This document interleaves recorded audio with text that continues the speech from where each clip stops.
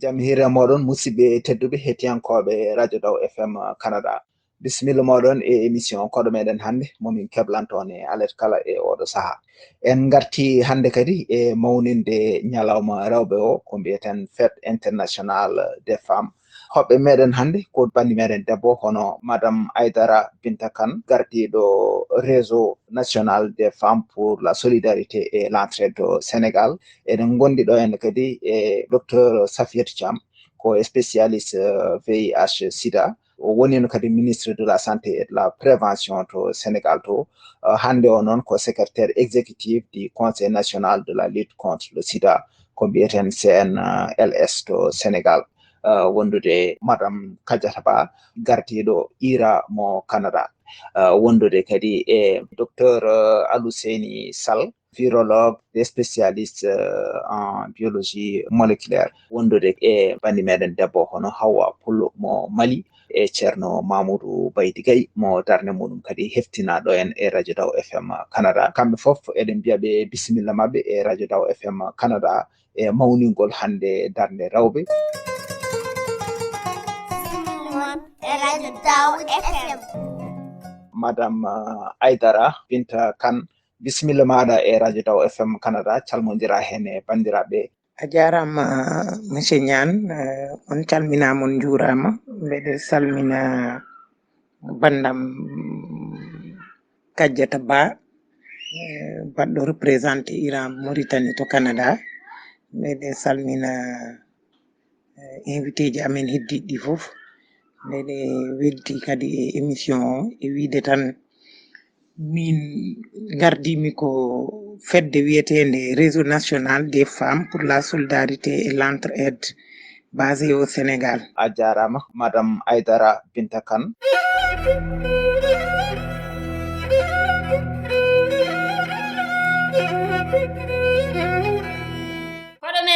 koɗo men hande ko yewtere nde radio Daw FM heblanto on alet kala so yeehi ha woni 18h to Afrique, 20h to France, 14h to Amérique et Canada. tawi lowdi men ko aada tarih e fina tawa men.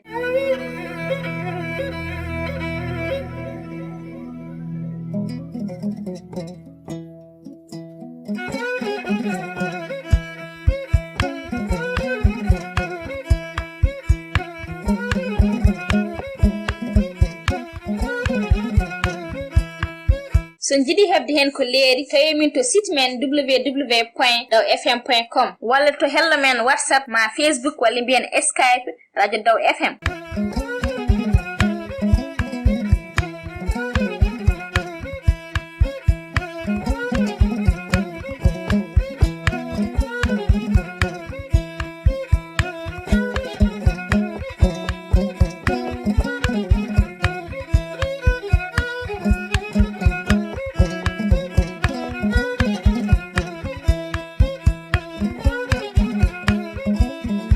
Radio Daw FM ko radio ittugo kumpu serdi ene goƴaji rentini dowli kala.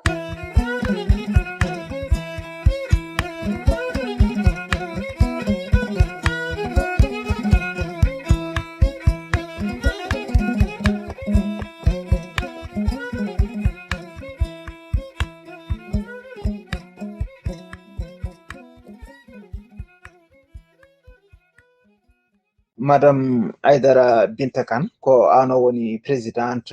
du réseau national des femmes pour la solidarité et l'entraide. Amin jiiɗi woda ko kalanɗa min e oɗo réseau holko woni réseau national des femmes pour la solidarité et l'entraide. Woda kadi ko gartanɗa en e dartol ko mbiyeten hande fête internationale des femmes hono no jiiruɗa ɗum. Bisimilla maɗa Seydi Kane. A jarama monsieur Niane, min gardimi ko fedde wiyetende réseau national des femmes pour la solidarité et l'entraide. Réseau o noon tahi ɗum ummade tan ko habde kala ko woni hakke e gartam faade e rewɓe pelle rewɓe. Donc tahi ɗum ummade ko autonomisation des femmes à travers l'économie sociale et solidaire. Sa nani ɗum noon woni ummade tan haɓade kala ko ganduɗa ko e wadde feere ha debbo kala to woni aduna wawa hebde hoore mum waawa andude hoore mum waawa andude to fayi haa waawa dañde autonomie hoore mum haa ngannda ma yiito dignité hoore mum yiito kala kone waɗa yiita heen hoore mum koye ɗum ɗon noon renndo ngo fedde nde ne waɗi regroupé ma won plus de capanɗe jeeɗiɗo groupement de femmes et associations de femmes réparties dans tout le Sénégal. Minen mbaɗi basé au niveau national au Sénégal et particulièrement à Thiès. E haalde tan kadi ne fête internationale journée internationale de la femme ko journée mo ngannduɗa o ko mawninde debbo kala to waawi wonde e aduna sabu sen ƴetti caggal historique o ummi koye lutte ouvrière wayno rewɓe liggotonoɓe nden ne ngoni e usine aji ne ngoni société ji européenne entreprise uji européenne ne jii noon différence dañɗo entre rewɓe e worɓe eɓe ngoni noon e haɓade ɗum ɗon sur le plan international c'était au début du 20e siècle et ɗum ɗon yehi noon ha dañi ampleur mo ganduɗa o dans toute l'Europe et dans les pays occidentaux ha ganduɗa noon yehi ha ko en 1910 ko nden eɓe mbaɗi décrété journée internationale de la femme mo yimɓe mbatta célébré joni wonti 8 mars. A jarama no fewi madame Aidara Binta Kane. Ndaw FM ko radio Pinal e Gandal. Ndaw FM ko radio Gandal e Pinal. Ɗum noon kettoɗen Ndaw FM. Ha joni de gonɗen koye mawninde ñalawma rewɓe hono ko mbiyeten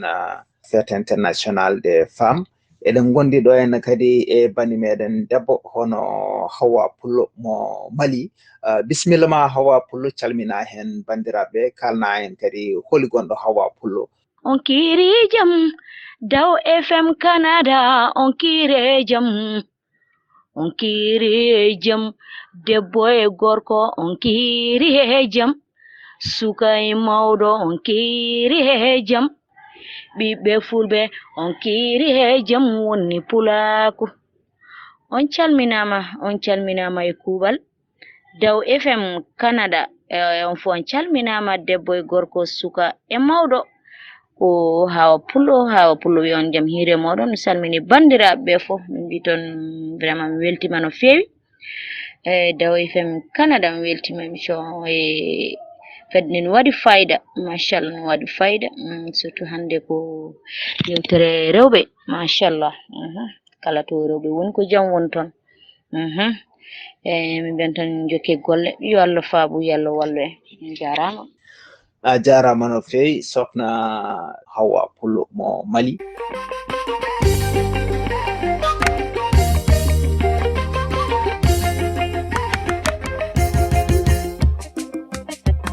Pullo gorko e pullo debbo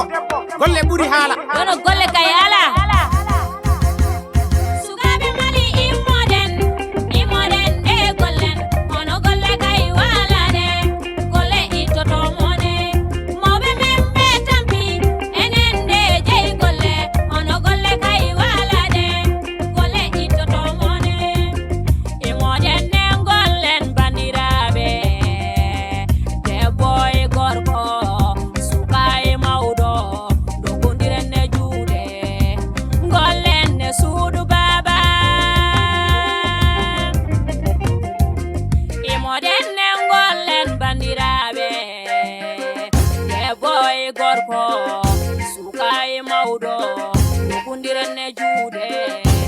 gollen ne suudu baba. Gollen ne suudu baba, ɓiɓɓe Mali,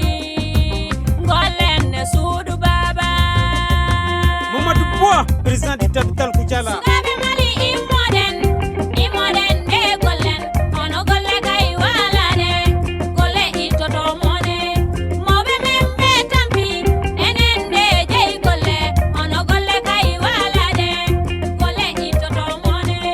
Tinni dinare ɓuri yurmikinare, umma gollu golle ittoto mone. Patti jaɓo bata joɗɗade mere, patti jaɓu fey yimɓe jaale, gollu golle ma ɗum ɓuri uranimo sakka golle tan adda heba adna hande fu warte mbudu hunde fu hebatake sana mbudu tawala mbudu jata take fisu debbo tefuda hokatake ha laji mo jata take o fi seda ahisa take ko golle tan itto mone sa sali ko golle tan anjey mone ko golle tan itto mone sa sali ko golle tan anjey mone general dibise no banka sawo pullu yoppu refreya Sugabe Mali imoden de gollen ono golle kay wala de golle itoto mone mobe membe tampi enen de jey golle ono golle kay wala de golle itoto mone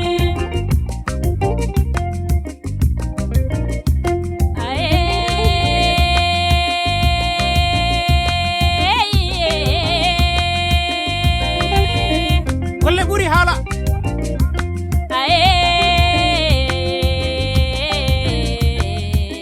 Bibe Mali pullo ko dem imoden gollen sugabe suga hande woni mawdo jango sa gollali anje yimete sa gollali a heɓata ko jiɗɗa sa gollali golle ittoto mone golle fuyo golle bandiraɓe ko mbawɗa tan ya gollu haaloɓe yo haala yimoɓe yo yima hoɗoɓe yo hoɗa remoɓe yo rema jagotoɓe jago duroɓe yo duro jangoɓe yo jango gollenne suudu baba gollenne suudu baba ɓiɓe Mali gollenne suudu baba sugaɓe Mali imoden de gollen ono golle kay wala de golle ittoto mone ko golle ittoto mone ammadi to jabu joɗade mere a wajja radio kayra ko golle ittoto mone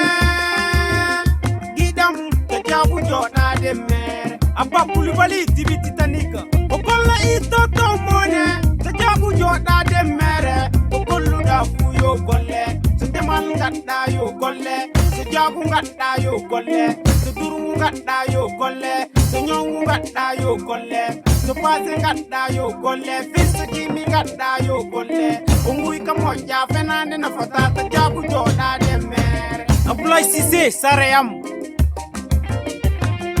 Sek Alpha Seydou Mobo Bankas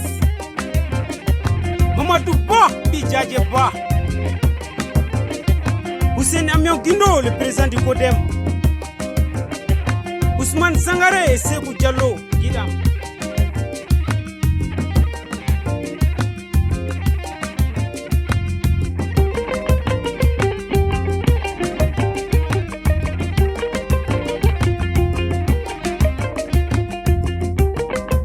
Ibrahim Chogar ORTM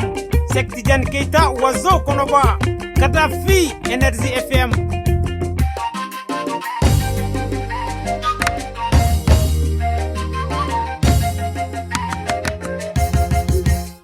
ha joni de gonɗen koye mawninde ñalawma rewɓe hono ko mbiyeten fête international des femmes eɗen nodda ɗo henne kadi madame Aidara Binta Kane haalni en ɗo hen eko faati onon kadi e darde moɗon nde darani ɗon rewɓe ɓe amin jiiɗi gartana en e société civile o no feewi woda ko kalanɗa hen hettiyankoɓe radio Daw FM Canada e onon kadi e won gueɗe kadi ɗe mbaɗaton ɗe ganduɗon hande holko ɓuri hande tengtude eko faati e joƴƴande rewɓe ɓe ɓe ganduɗa hande yimɓe ɓen poti wattude hen hakkille bisimilla ma seydi Kane. a jarama Abdoul Demba Niane kono kaldirnomi ni tan e mbeɗa arta seeɗa e journée 8 mars mbeɗa arta kadi e darde société civile e leyɗele amen sabu société civile ne jogui rôle mawɗo mo jouata e ngam développement ne jogui responsabilité mawɗo mo waɗata e kala ko woni haɓade droit ji gartanoji yimɓe droit de l'homme ko wiyete ko lutte pour préserver les droits humains et en particulier les droits de la femme. ɗum ɗon sababu nde sa yi min ɓuri darade ni e haɓade ko fati e hakke faade e rewɓe sabu min ji rewɓe ko jamareɓe machallah aduno kala to jaaɗa sa ƴeewi a yitoto rewɓe ɓe nana doga jamma e ñalawma subaka e kikiɗo ala ko goji ɗumen sana ko gartiri faadey galleji mumen ko gartiri faadey ɓesguli mumen ko gartiri faadey worɓe mumen ɓe nana ndawa ɓe nana liggoye biroji ɓe nana ndawa gese ɓeɗo ko awoɓe yeeyoɓe liɗɗi gila fajiri gummoto 5 heures du matin ɓe ko yeeyoɓe petit commerce mumen nane taliji ɓe ko yeeyoɓe ƴulɓe ɓe ko yeeyoɓe gerte ɓe ko yeeyoɓe bisab ɓe ko demoɓe te goto hen fof to woni e aduna nana dari daɗade haɓɓude keeci mum wonde gorko wona debbo sabu ne andi debbo won rôle mawɗo mo jouata e société won responsabilité mawɗo mo jogui e société sabu debbo so moƴƴi tan wiyete galle moƴƴi ɓe mbi so neɗɗo ɓurima yummo yawat feere ɓura ɗum debbo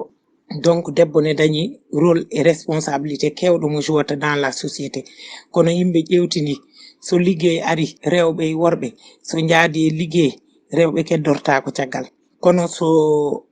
arti tan e tottude ɓe gartam ko ɓuri hen hewde koye worɓe paati e on a remarqué ko ɓooyi ɗum adduno 8 mars kono ɗum ɗon ne fof e waade noon minen ƴewtini darde société civile e nder haɓede ngam hakke debbo artande ɗum kala ko woni faade bange autonomisation des femmes vraiment won ko heewi ko waɗa hen nden sen ƴeewi debbo e gorko sine liggo so debbo ɓesni gorko ɓesni ko gorko tan ƴettanno en charge sukaɓe mum allocation familial ko gorko tottateno ne hewno privilège uji kewɗi gandaɗi ko gorko heɓanno ɗum debbo wawano ɗum hebde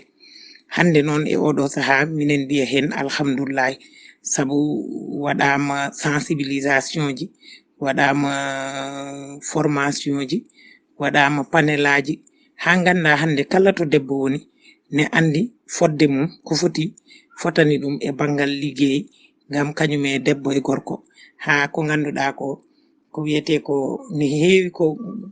waɗa autorité parental hande rewɓe ɓe ne mbaɗa ɗum bénéficier saɗa liggo an e gorko ma aɗa dañi droit ƴettude en charge sukaɓe ma guilay bangue safaro guilay bangue sécurité sociale hay ko heewi goɗɗum ɗum ne eɗen ƴewtinino que y avait beaucoup de violence faite aux femmes te nden yimɓe ngalato kalata ɗum ngalato goyata ɗum ayi nden enen rewɓe ɓiɗɗo debbo so jibinama tan haddinteno te ɗum ɗon ne hewno incident ji ɗi ganda e matière de santé publique ko wadno ravage uji yaha ha ganda so jomum tolnima e jibingol daña caɗele daña hémorragie mbasa hen ni pittali mumen ɗin ɗon fof e nder société civile o e nder haaɓe kareli yimɓe kaɓate e nder pelle rewɓe min jeehi hen ha ganda hankadin ɗum ɗon minen mbawi wiide waɗama abolir donc ɗum ne koye violence faite aux femmes jeeyano ɗum ɗon fof woni ɗi ganduɗa ɗi yimɓe kaɓama hen ne dañno kadi goɗɗo fannu mo ganduɗa o hande nden ko worɓe tan totteteno accès à la terre so debbo ne rema gorko ne rema wiyete debbo ala leydi ko gorko dañi leydi kono ɗum fof e waade noon hande woni ko ganduɗa ko yimɓe kaɓama jeehi hen mbaɗi des manifestations mbaɗi des propositions kaali hen devant assemblée nationale e fof ha joni machallah rewɓe nana puɗɗo dañde accès à la terre ɗum ɗon ne ko ganduɗa ko fof koye haare société civile addi ko ganduɗa ko dal nana wona gartam faade e rewɓe ɓe bien que noon ni heddi ko heewi kono machallah darnde société civile yimɓe jiiɗum vraiment sur la protection des droits des femmes des droits des enfants ɗin noon fof woni ko ganduɗa ko société civile ne dari hen et vraiment fodde tan égalité des chances et égalité par rapport aux droits. Donc ɗum ɗon fof ne woni ko ganduɗa ko dal yimɓe ne kaɓe hen te woni résultat ji ɗimin dañi kadi faade société civile. A jarama madame Aidara Binta Kane eɗen mbiya bandiraɓe tan so tawi won namde ɗe jogui ɗon oɗon mbawi jippinde namde moɗon ko adi nde eɗen ɗaccira hoɓɓe meɗen ɓe bisimilla moɗon e Daw FM Canada. Assalamu alaikum sohna Binta Kane mi salmini mi juurim kadi yettude darnde mon nde tawno debbo kala saaha kañumen goni ngarɗinoɓe aduna min namnalam handi no jiirɗon rewɓe nde tawno handi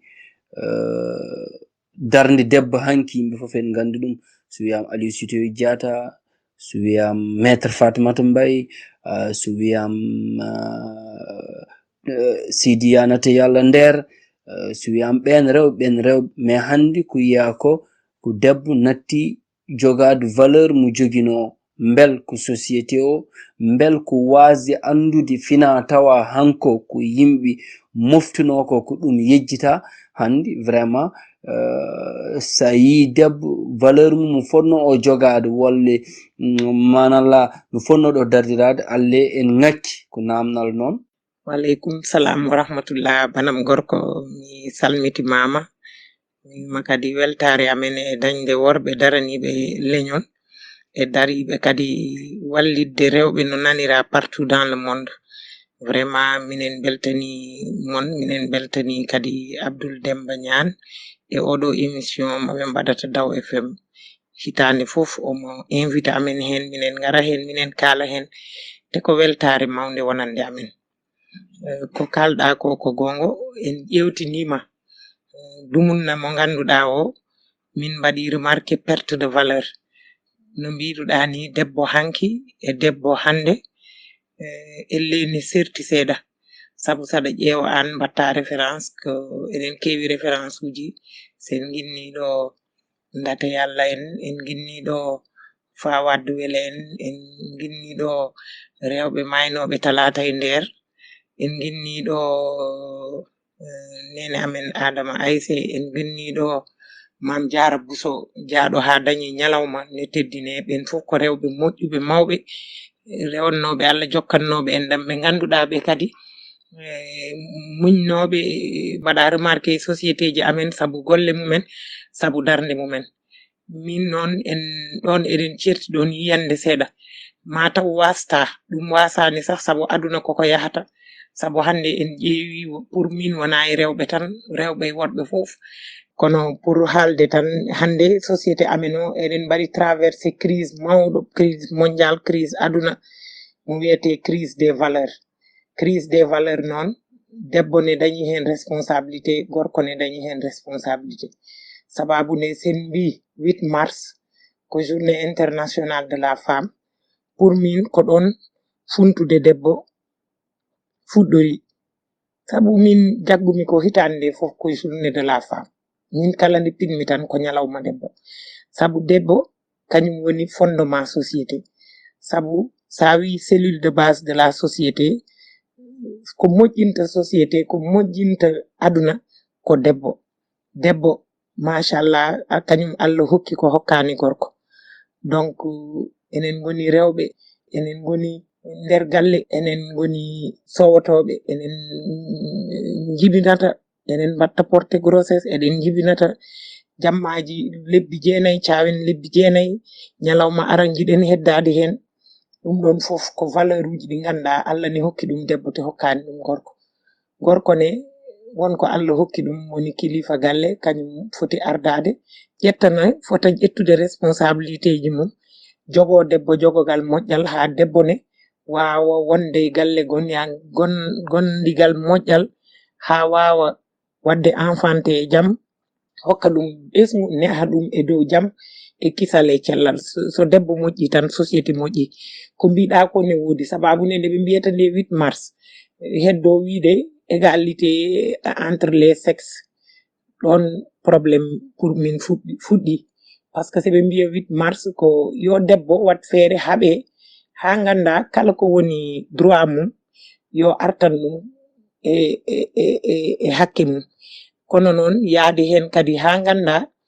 ɓurtinte sabu sen cikki enen e worɓe eɗen mbawi fodde Allah fondani te min potata ha jamais kono so minen mbiya fodde nde koye égalité ji chance ɗi e banggue liggey e banggue rémunération e banggue kala ko ganduɗa ko dal gorko ne wawi ɗum dañde e bangal liggey mum debbo ne liggiro noon hakke mum so yonti yo totte no fotiri tottirede worɓe ni kono ɓureɗen yiide debbo e gorko so ne gone place presque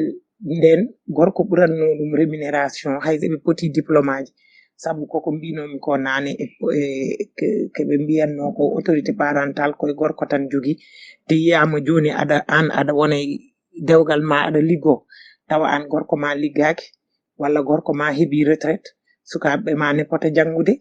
aɗa fota neede ɗumen ko gorko waɗanno doole mum gustima an debbo a heɓɓoto e ɗon noon yimɓe kaɓete pour dañde fodde e debbo e gorko kono gorko e debbo potata goɗɗum ɗum woni crise des valeurs son jiiɗum koye ne wone worɓe ne wone rewɓe sabu hande sa yi yimɓe natti dañde repère diine ala l'islam ala hay goto wiide tan komin julɓe sabu min jibinama min tawi jibinaɓe amen ne juula enen neɗen juula en mbi ken julɓe kono hande sa yi gorko e gorko ne ndesodira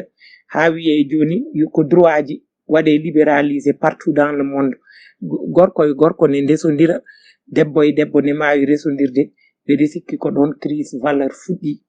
teɗen poti artirde hakkillaji amen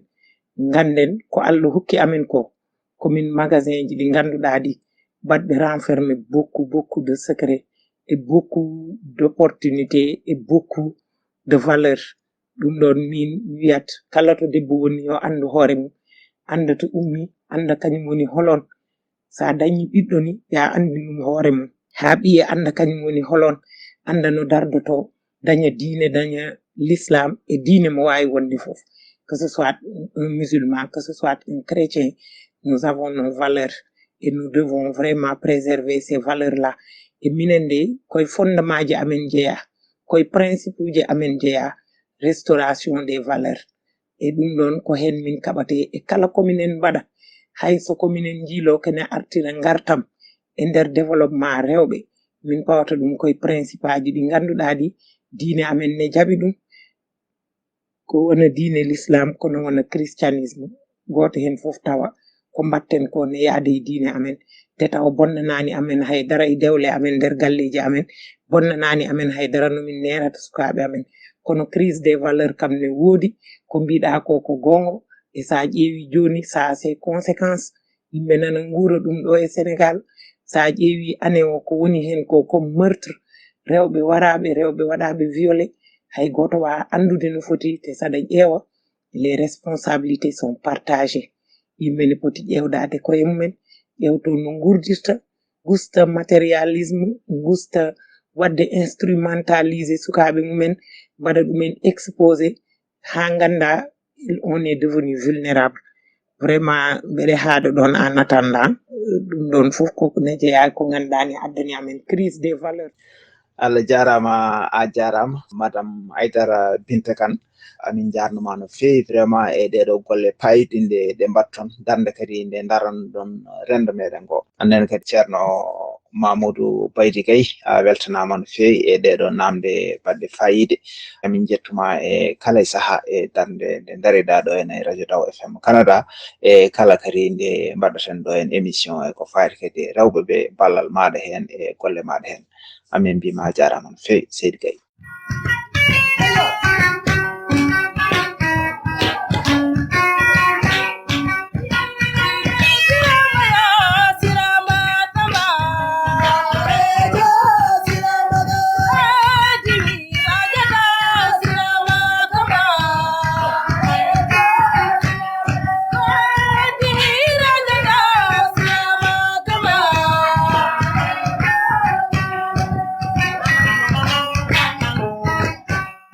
hettiyankoɓe radio daw fm canada mi sifti noon gonɗen ko yewtere koɗo meɗen hannde bismiɗen ɗo ena ko madame Aïdara Binta Kane présidente du réseau national des femmes pour la solidarité et l'entraide mo sénégal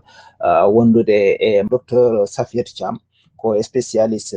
VIH sida o woni kadi ministre de la santé et de la prévention to sénégal to hande o noon ko secrétaire exécutif du conseil national de la lutte contre le sida ko mbiyeten CNLS to sénégal e wondude kadi e madame Kadiata Ba gardiɗo IRA ɗo ena e canada ɗum noon eɗen nodda ɗo ene kadi madame Aïdara Binta Kane hande o kadi eɗen gandi ko ano woni présidente du réseau national des femmes pour la solidarité et l'entraide amin jinno andude mate réseau moɗon o ene jogui jokkodiral e réseau ji goɗɗi taw ko réseau ji rewɓe gonɗi e aduna he mate kadi won fannuji tan keeriɗi ɗi ganduɗa oɗon ndendi hen onon rewɓe ɓe oɗon ndendini doole moɗon oɗon kaɓano ɗiɗon taw kadi kodi ɓurɗon yidde ƴellito no feewi e ndeɗo hitande nde gonɗen 2020 bisimilla ma. A jarama Abdoul Demba Niane sana weltare tan e question mo posɗaka mo sababu nde rendo ngo rena fees ko rendo mo ganduɗa ne rendini pelle ma ɓuur capanɗe jeeɗiɗo hande o sahani mi wiya e jeeɗiɗo pelle rewɓe ɗi ganduɗa ɗi ne sarodiri e nder sénégal he ha kadi jiiɗa e woɗɓe sous région o min puɗɗoto jokkodirde mumen kono ko haalde tan frein ji gonɗi e organisation ji ɗi sa woni société civile aɗa haaɓe aɗa ummo aɗa yana pour rendinde doole sa yi min mbaɗi réseautage min ndendini pelle capanɗe jeeɗiɗi e joyyi min mbaɗi haɓɓere wootere ko pour nanodirde famodirde e ƴewde nomin mbaɗata ha komin kaɓate ko wawa yarude yeeso ko hen fanna kadi min tolni hen e recherche de partenariat sababu nde weeɓani gonta koye haɓede aɗa haaɓe less woɗɓe ne mbiya sa a finata a dawata a wonata te ɗum ne jeeyaki ne tardini pelle amen ɗo e Afrique saka noon ɗo e leydi amen ndi minen kaɓe hen minen mbaɗa hen kono a yiyat gummoɗa tawa won organisation ji goɗɗi mawɗi ɗi ganduɗa hande machallah ko yontaɓe noon ne dañi bureau ji mumen joɗɗi daña 4x4 uji mumen jogo noon visibilité tan partout dans le monde ne jaaha ne garta tawa ala goto retombé e nder organisation ji communautaire de base ɗi minen noon komin gonɓe pelle ɗe ganduɗa doole kewani kono machallah minen liggey dañɗo fayida fatude kala ko faate rewɓe kala ko faate jeunesse kala ko faate sukaɓe saabu sa nani premier objectif amen ko principal ko haɓede saka debbo to wawi wonde foof yiita dignité mum daña hoore mum anda to fawata koyngal mum ha wawa gurde gurdam mbebɗam gurdam belɗam ha ganduɗa ma dañde équilibre psychologique et psychique pour pouvoir soutenir sa famille sa wi famille noon a haali joom galle a haali les jeunes a haali les enfants te ɗum ɗon foof koko namdi dañde autonomie neɗɗo wawa dañande hoore mum ha wawa gardude dignité hoore mum saabu sa ala ko dañanɗa hoore ma a perdat dignité ma te sa jaɓani Allah tigui rigui ne wawi nannude may goɗɗum donc ɗum ɗon foof minen kaɓe hen minen mbaɗa kadi vraiment des sensibilisation minen naata e pelle ɗe minen kalda e mumen minen mbaɗa ɓe conscientiser mais sur le plan international hande minen goyi partenariat absence de partenariat réseau ji internationaux ji mawɗi ɗi seɓe gari eɓe mbaɗata ko fixé condition ji ɗi ganduɗa ɗi sa rentaki réseau ji waɓe no amen foof puɗɗotoɓe yaade ko ɓooyani sa rentaki tu es éliminé par ce que ko condition ji ɗi ɓe pawata ɗi walla keɓe namdotoma ko comme mbawɗa wadde fournir comme documentation sa renaki ni ɓe kañumen ko ɗum goyi ɗum gandi ils ont des experts pour ça enen noon pelle amen ɗe woni handicap amen tan an hande gonɗo e hoore nde an ɓurata hen tampude aɗa wambi ɓe ganduɗa jiɗa hollude ɗumen lawol to ndewata ha daña développement wona hunde webde ko foti hen wadde démarche administrative ko an dogata aɗa winda aɗa waɗa foof pour tappude à toutes les portes et malheureusement il y a de grosses pointures qui sont en haut ko ɓen keewi ONG ji mawɗi ɗi ko ɓen mbatta intercepter les fonds joni ɓuri hen hamnade ni a yiyat an hande neɗɗo wona dans les pays développés comme l'Europe walla Canada walla États-Unis wono toon ne liggo dañano hoore mum kono waƴete wima j'intervient dans le social mi waɗat social mais taw social o ko nanalla tan waɗat feere ha waɗa association hoore mum au lieu que wona ɗon waɗa ɗo répondant balla wonɓe ɗo ɓe kañumenne so ngari jiiɗa yahande koye mumen dañande koye mumen et ça fausse les données et vraiment ne heewi ko ganduɗa ko dal minen goyti ɗum ɗo sur le plan international on est à la recherche de partenaires e minen gudditu juuɗe amen e koyɗe e noppi amen e guite amen foof wiide kala mo jiiɗon tan fedde darinde yidde jokkodirde amen on est ouvert pour ça et vraiment kadi minen ñaago Allah yalla yajnu partenariat ji ɗi ha nawa ɗum to ɓuri towde jorto amen hande o saaha seɗen ƴeewa neɗɗo wawa haalde ha jofna tawa haalani e ko ganduɗa ko kañum weyata ko yahata ko te enen mbaɗa hen joygoji minen mbaɗa hen sensibilisation ji mawɗi minen jaahay pelle ɗe gila échelle o minen mbajoɓe minen kalnaɓe holɗum woni les précautions à prendre les conditions ne poti wadde pour gurdam mabɓe ne ɓe mbawi wadde ha haɓade kala ko woni ñaw kala ko woni malnutrition kala ko ganduɗa ko so ari ne tampina neɗɗo e gurdam mum minen dilla hen minen mbaɗa hen kono hande o saaha minen goyi vraiment walloɓe minen goyi kadi vraiment jokkodiral ngal sur le plan international ne heddi sur le plan interne noon kam ne heewi kurelaji ɗi ganduɗa ɗi minen jewtida minen kawra kono hen saahaji ne dañi kiram dañowo e hakkude pelle ɗe ene tardina rewɓe ɓe ko heewi sen mbawino dañde on dépassement tan ma nafanno amen ko heewi a jarama no fewi madame Aidara Binta Kane almanati ndu studio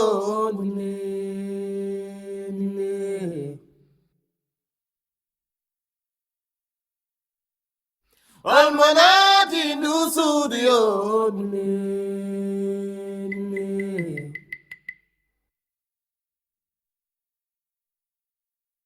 min sagata mo billi bode mi tari mawade mi tati mawade mi nallitiri ma bedi sanyanga tannati studio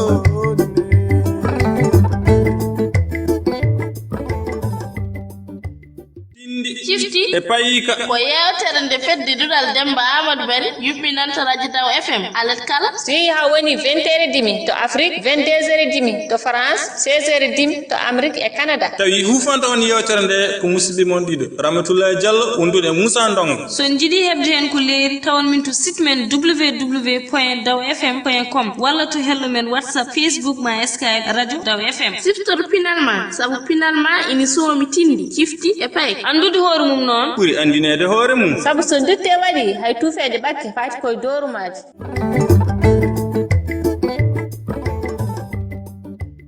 docteur Sall bisimilla maɗa e radio Taw FM Canada mi sifti noon kadi docteur Sall ko virologue ko ɗo en o woni e Canada kadi ko biologiste moléculaire ɗum noon tinno ɓooɗa ko kalanɗa en e pandémie gonaɗo hannde o holko ɗum noon firti holko pandémie o woni bisimilla ma seydi Sall. Assalamu alaikum Daw FM mi salmini on ñaan mi salminim eyyi bon coronavirus kam mbaɗa sikki hannde ala majjuɗo ko woni c'est pandémie ko sifa woni wiyatano ko épidémie parce que wonɗo hidino tan wonɗo hanno e nokku goto joni kam koye leydi gotiri walla hanno joni sarima e aduna o fof hankkadi wonti pandémie ɗum tan serndi différence ɗum tan woni différence hakkude épidémie e pandémie so wonti pandémie tan hankkadi firti hankkadi ko ala ɗo heddi hankkadi dal koko sari e aduna he fof ewa so tawi haaɗi e leydi gotiri ne wawi wiyede ko épidémie kono so tawi yalti hankkadi natti hankkadi aduna fof heeɓi ko ɗum tan woni ko wiyete pandémie ewa coronavirus noon kam mbaɗa sigi yimɓe fof ene nganndi ko virus tan ko virus addi ɗum ewa virus noon kam koye muɗen koye meɗen gurduɗen koye men wondi virus aji ne keewi fannuji ne keewi leƴƴi ewa oɗon e jeeya koye virus aji ngannduɗa ene keeɓa yimɓe hay sinno ko kesso wona gandanoɗo wonɗo ummi kam so wiyama ko kesso firtani wonde o woodano omo wonno kono o jibina koye virus goɗɗo ittimo maraw waɗi des mutation ha change ha wawi wonde kanko hawo dañi possibilité ji wawde infectude yimɓe Allah jarama a jarama docteur Sall nde gartanɗa en ɗo en coronavirus o nde ɓeyduɗa kadi konngol ma e dendagal ko bandiraɓe meɗen rewɓe ɓe jawtanten ɗo en ko jarama no fewi ɗum noon joni madame Aidara Binta Kane ko fati cellal ɓalligal amin jiiɗi andude annen kadi miijo maɗo eko wona joni ko hono coronavirus beyo ɗo en e taaridi meɗen ndi bisimilla ma seydi Kane. Abdoul Demba Niane question mo jiɗnomi wadde intervenir seeɗa mi haala hen miijo am sababu nde en mbawa wadde émission ha gasnen tawa en kalani ko heewi ko e o aduna en kalani ko weyata ko e ko yahata ko saabu ko wiyete ko ñaw biyeteɗo coronavirus natɗo e aduna fuɗɗori guila Chine waɗi répartir ha dans toute l'Europe hande sa ƴeewi Italie en Espagne en France en ha fayi leyɗele amen Afrique nana fuɗɗo nadde ɗo ha sa ƴeewi yimɓe nana puɗɗo hen étaji ɗi nana ƴetta hen des mesures pour harnude ñawngu to haaɗi ɗo wasa yajde sababu nde eɗen gandi tawde les pays développés jeehi ha guddi école aji mumen jeehi ha kawa e safaro ngalana ɗum lekki te ko virus mo ganduɗa o mara de tali wala hawla wala quwwata illa billah so naatima ne yawi rabde te ko rabata ɗum ko enen kam Afrique mbiyeten tan ko yalla dandu en dandana en tinnoɗen noon e koye amen ganden ko ñaw mo Allah addite soit dañde solution soit dañde vaccin soit dañde traitement ɗum noon moƴƴi hen ko wadde prévention le maximum ha ganden mbasen tidde hoore ƴeewen ko ganduɗa ko ko ɗum diine amen wi ko ɗum lawol hokki amen saabu diine l'islam koye sa nani ko haalate ko e ko janguɓe kaali en mbi ko weyata ko wayni bala baɗo ni so jippima yo goto foof ƴeew usta yaadu usta dente ɗe usta yaade ziyaruji usta yaade hewuji ɗi ganduɗa ɗi alana amen goto intérêt sababu nde ko wiyete ko tawde Makka wawi uddede wiye Kaaba umra ala hikka hay hajju sirani beele ma dañ saka noon enen ɓe ganduɗa ɓe ken pays sous développé en ten ngala moyen donc tinnoɗen e laaɓal koye amen tinnoɗen e laaɓal galleji ɗi laaɓal cuuɗi ɗi laaɓal douche uji ɗi laaɓal sukaɓe guilay ko ñamata ko jarata yimɓe ne cooɗo teddina soɗade eau de javel uji gusta dente ɗe pelle ɗe tinno ha ganda ñawngu kam yo haɗanen ɗo tan wasa wadde propagé sababu nde ko Allah wi ko dal ne andi ɗum te ko Allah wi foof wonko waɗi haalde ɗum te sa jaɓani tan goɗɗum tawatama hen on ji joni déplacenoɓe gummi Italie ngari Sénégal Touba saabu besoin ji ziyar jotto raaɓa ɗon e ɗon yimɓe 14 e nder famille ma joni yeehi ha wiye contamination yeehi ha plus de 70 cas ɓe jomum jotodiri nde mbaɗe testé ɗum ɗon fof woni ko ganduɗa ko yo yimɓe ndento areta ziyaruji ɗi areta gammuji ɗi daro noon pour habde ñawngu enen pelle rewɓe ɓe ne eɗen mbaɗa hen sensibilisation e hewuji ɗi fof yo dartine hay hikka sa yi 8 mars waɗaka célébré ni no yimɓe mbaɗirtuno manifestation ji organisation ji fof dartinama ille ɗe mariage uji ɗi fof yo waɗe dans le plus simplement possible duwoɗen Allah yo pawnoɗo fawtir jaam e cellal vraiment mi weltima e émission mbeɗe ñaago Allah yen pottuɗo kadi e goɗɗi thématique uji mbeɗe salminma an Abdoul Demba Niane mbeɗe salmina madame Safiétou mbeɗe salmina Kadiata Ba e bane amen gorko kadi natɗo fof a jarama no fewi madame Aidara Binta Kane amin namdoma holko basirɗa rendo meɗen ngo eko faati hande ñalawma rewɓe mo teddinten hande o eko faati kadi eko wona hande e coronavirus o hol hande no yimɓeɓe mbawata rentorade ɗum hol konngol maɗa sakket e ɗiɗo fannuji ɗi bisimilla maɗa. Abdoul Demba Niane a jarama minen mbima yo Allah yoɓe yo Allah teddine saabu waɓe no mon min duwoto yo Allah sarɗul ɗumen ko wiyete ko yo Allah sarleñol satta ko ɗum min duwoto saabu hande waɓe no mon waɓe no docteur Hamdin Mahtar Kanen to France waɓe no doctoraɓe amen ɓe limtuɗon ɗo invité ji ɗi e fof minen calmina ɗumen minen mbiya ɗumen machallah koɓe daraniɓe leñol te waɓe no mon oɗon dari wallude rewɓe kala to jiiɗon pelle e dente kono yarna debbo yeeso fof oɗon mbaɗa ɗumen hen intégré te émission on ne jeeya hen ɗum noon mbiɗa wiya tan kore jaam rewɓe ɗi hande commémoration amen 8 mars minen jetta hen radio Daw FM no fewi e wiide tan debbo yo andu kañum woni holon debbo yo andu hoore mum debbo yo andu ɗo ummi anda ɗo fayi anda ko Allah lowi ko e debbo machallah ne heewi te ala goɗɗo mo hokki ɗum Allah ne teddini amen yen teddin koye amen ganden koye amen ganden ko pawten koyɗe amen ha kontinen haɓede e nder pelle amen ɗe dans la dignité et vraiment dans la transparence vraiment mbeɗe welti te kadi machallah beaucoup d'efforts noon ont été faits bien que ni heddi ko heewi komin kaɓoto ha joni min soa hen dañde des solutions kono noon minen jara hen seese seese et au fur et à mesure vraiment ma dañ gartam donc mbeɗen salmina kala to debbo woni mbeɗe wiya ɗum debbo woni joom suudu debbo woni yummo debbo woni dal fondement famille so debbo moƴƴi famille moƴƴi te famille woni cellule de base de la société so feewi tan kala ko rewi hen fewat ɗum noon yen mbattu koye amen hakkillaji koye amen daroɗen aussi mbaɗen dénoncé ko hewata ko e nder galleji ɗi tawa yimɓe kalata ne deƴƴi ne pawi hen koyɗe mumen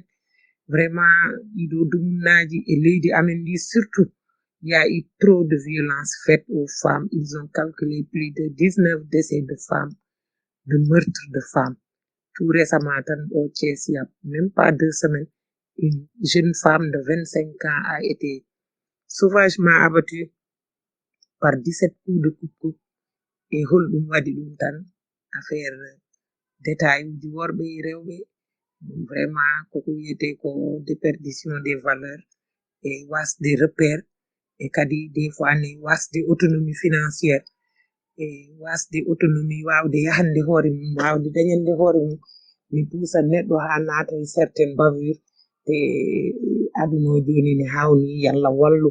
ko haalate ko kadi violaji ɗi heewi agression ji faite aux femmes ni heewi vraiment yen daro mbatten hakkillaji koye amen netoɗen ɓiɓɓe suuli amen gaccen e maɓɓe hakkille dañen du temps mamin mbatta ɓe consacré saabu joni sa ƴewtinima rewɓe fof nana doga goto fof nana yiilo ko dañi goto fof nana yiilo ko dañi matériellement et financièrement mais noon on passe à côté de l'essentiel on perd des valeurs et min natti dañde emprise e ɓesguli amen saka needi sukaɓe rewɓe minen poti hen darade saabu debbo so moƴƴi tan société fof moƴƴite neɗɗo ni no yiiri jibinaɗum wurdi tan ko noon mawnirta tinnoɗen e neede sukaɓe yallah wallu eɗen kaala kadi coronavirus o mo Allah jippini yo yimɓe tinno e laabal ɓalli mumen tinno e laabal sukaɓe surtout en ji président yeehi ha dartini dente baɗe no Daka Madina Gounass en fof hikka dartinama ziyaruji ponnoɗi dañde Touba dartinama Makka dartini mo ganduɗa hajju ko meeɗa teskede hajju wiye hajju ala hikka jusqu'à nouvel ordre Allah tan andi yallah safru ñawngu ha wiye change kono umra ala hikka hajju ala c'est pareil pour les chrétiens pour Rome parce qu'ils sont infestés donc pareil pour nous les organisations communautaires de base yo yimɓe dartin kala ko woni manifestation yo yimɓe dartin kala ko woni genteji kala ko woni ille kala ko woni baptême mariage tuuje fof kala to ganduɗa ne waɗa créer rassemblement ji yimɓe yo yimɓe mbat redoubler d'effort hay e jamaji jumaji mbiyeɗa neɗɗo so pandemi dañi te ala solution safaro ala yimɓe yo jooɗo juula galleji mumen julgol aljuma en yo conférence uji en fof yo yimɓe dartin daro kaɓe waɗa redoubler d'effort tinno e laaɓal koye amen min mbatta hakkillaji e sukaɓe ne école aji mbiyama guddama jusqu'à nouvel ordre yo yimɓe mbat canaliser sukaɓe mumen tinnonene ɓesnguli ɗi laaɓal mumen uftugol mumen coodugol mumen e sabunde ha laaɓa so cukalel fiji arti yo soodo e sabunde ha laaɓa hade ñamde yo soodo e sabunde so neɗɗo naati tarodde yalti yo soodo juuɗe mum ha laaɓa cer wonane yomi wat ndiyam ni tan mi bujo mi yaltina juuɗam mais yo neɗɗo ƴettu sabunde ƴufna e juuɗe mum ha juufa juuɗe mum ɗiɗi lawƴe nder peɗeli mum hakkunde peɗeli mum ha laaɓa lawƴo hakkunde juuɗe mum ha laaɓa ƴetta jungo ñaamo ngo fawa e nano ngo bomba ha laaɓa ƴetta nano ngo fawa e ñaamo ngo bomba ha laaɓa lawƴe cegeneji ɗi lawƴe peɗeli tokosi ɗi e mawɗi ɗi fof waɗa ɗum ha jungo kudduma lawƴa ha laaɓa saga sin pompoɗa ha laaɓa hadema ñamde hadema yarde e kala ko mbatta fof yo yimɓe tinno e laaɓal so neɗɗo yalti tarodde ne yo lawƴo ha laaɓa lawƴo juuɗe mum lawɗo terde mum lawƴo koyɗe mum teddinen salligue e rewde Allah e jokkude e ndam sen mbaɗi ɗum ma Allah wallu yalla won gaynako vraiment min calmini min juurima hettiyankoɓe radio daw FM Canada jonde yewtere meɗen ari ha ɗo en wonno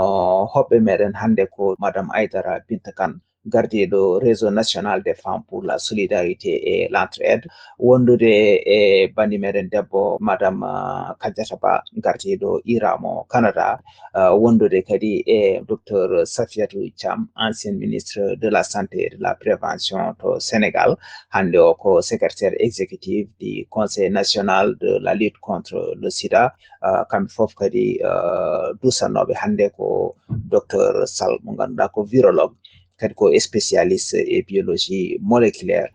wondude bandi meɗen debbo hono Hawa Pullo mo Mali wondude e ceerno Mamoudou Baydi Gaye mo darne muɗum kadi heftinaɗo en e radio daw FM Canada ɗum noon eɗen mbiyaɓe kamɓe bandiraɓe rewɓe ɓe jarama no fewi e darde mabɓe ɓe jarama no fewi e oɗo ñalawma hande mo teddinten kala to rewɓe mbawi wonde e aduna he eɗen mbiya rewɓe ɓe foof en jettiɓe e golle mabɓe ɗe ɓe mbaɗanten ɗe en jettiɓe kadi koɓe darniren ho e koɓe darani aduna ko